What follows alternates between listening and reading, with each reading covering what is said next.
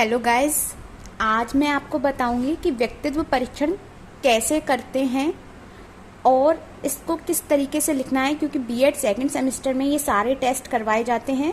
एक और टेस्ट होता है आईक्यू टेस्ट, तो वो भी मैं आपको बताऊंगी। अभी मैं आपको बताऊंगी कि व्यक्तित्व परीक्षण कैसे करते हैं और इसको किस तरीके से लिखना है। तो मैं आपको सबसे पहले व्यक्तित्व परीक्षण दिखाती हूँ कि कैसे लिखना है। तो मैंने सबसे पहले मेन हेडिंग डाली है व्यक्तित्व परीक्षण, फिर उद्देश्य लिखा है, देन परिचय, फिर व्यक्तित्व का अर्थ, फिर पर्सोना का अर्थ,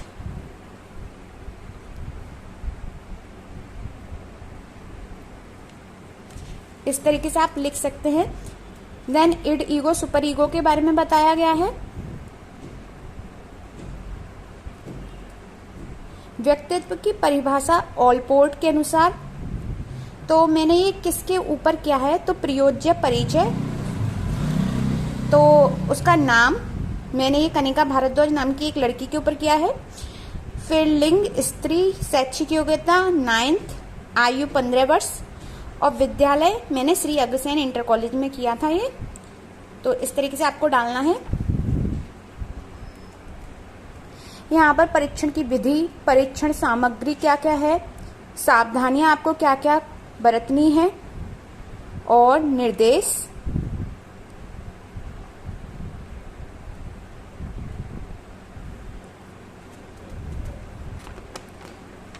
ये अभी मैं आपको टेस्ट सॉल्व करके दिखाऊंगी, तब आपको ये पता लगेगा कि किस तरीके से है। तो आपको अंक गणना डालना है, मूल प्राप्तांकों का विवरण डालना है, फिर मूल प्राप्तांक, कुल सही उत्तरों की संख्या, कुल गलत उत्तरों की संख्या। जैसे जैसे आप इसे सॉल्व करेंगे वैसे वैसे आपको ये लिखना है। फिर फलांकन तालिका, ये आपको अपने टेस्ट के अनुसार लिखनी है कि आपके टेस्ट में कितना स्कोर आता है, उस बेसिस पे लिखना है। यहाँ पर ये एक एनवलप में हमने टेस्ट रखे हैं।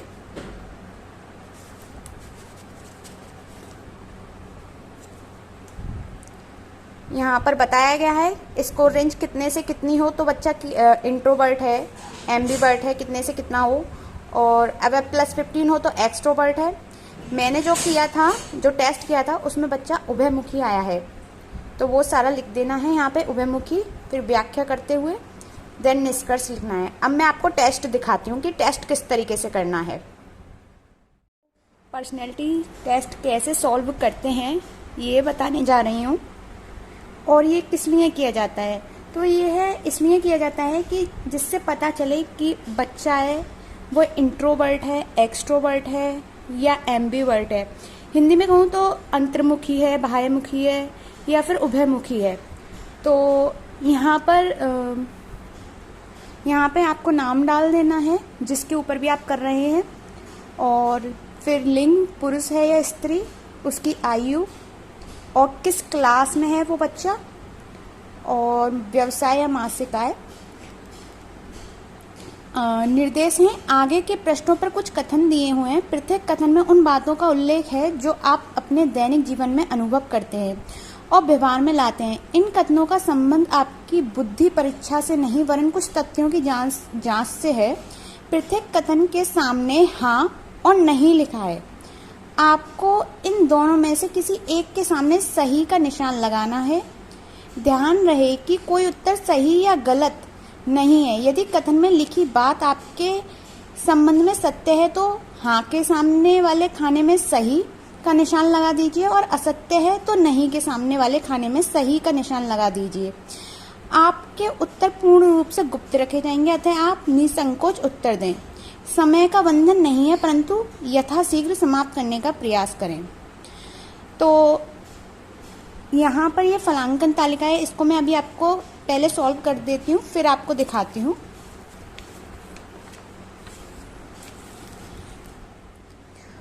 तो देखिए, इस बच्ची ने जैसे कि अपरिचित व्यक्ति से बहुत जल्दी पहचान कर लेते हैं, तो इसने नहीं पर टिक किया है। अकेले रहना बहुत बुरा लगता है, तो भी इसने नहीं पर टिक किया है। दूसरों की कही हुई छोटी छोटी बातें हृदय को चुभ जाती हैं, तो इसने हाँ पर टिक किया है। इसने इसी तरीके से ये सारे क्वेश्चन सॉल्व किए हैं। तो आपको ये बात ध्यान में रखनी है कि जहां पर इसने नहीं पर टिक किया है वहां पर आपको -1 देना है, और जहां जहां इसने हाँ पर टिक किया है वहां पर आपको +1 देना है। फिर आपको इसी तरीके से आपको काउंट कर लेना है कि इसने नहीं में कितने आंसर दिए हैं और हाँ में कितने आंसर दिए हैं। तो देखिए, जैसे कि हाँ में इसने दिए हैं 1 2 3 4 5 6 7 8 और 9। यहाँ पे हम 9 लिख लेंगे। देन फिर हम देखेंगे कि इसने नहीं में कितने आंसर दिए हैं। तो देखिए 1 2 3 4 5 6 7 8 9 10 11। तो हमने यहाँ पर -11।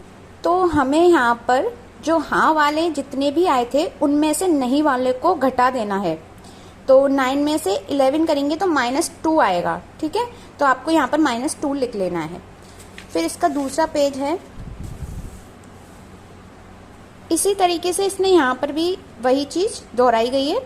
तो आपको फिर से यहाँ पे देख लेना है कितने हाँ में है और कितने नहीं में है, और उसी तरीके से नहीं वाले में माइनस देना है और हाँ वाले में +1 देना है। तो यहाँ पर ये काउंटिंग करने पर 1 2 3 4 5 6 7 8 9 10 11 12। तो 12 यहाँ पे लिखा है। उसी तरीके से नहीं वाले 8 हैं, तो ये 12 में से -8 देन 4। इसी तरीके से सेम प्रोसेस यहीं पर होगा। जैसे कि ये सही वाले 12 हैं, तो 12 में से 8 को आप घटा देंगे, माइनस वाले 8 हैं, तो फिर 4। तो आपके पास जो होगा वो ही देखिए, जो हमारा जो पेज था 2,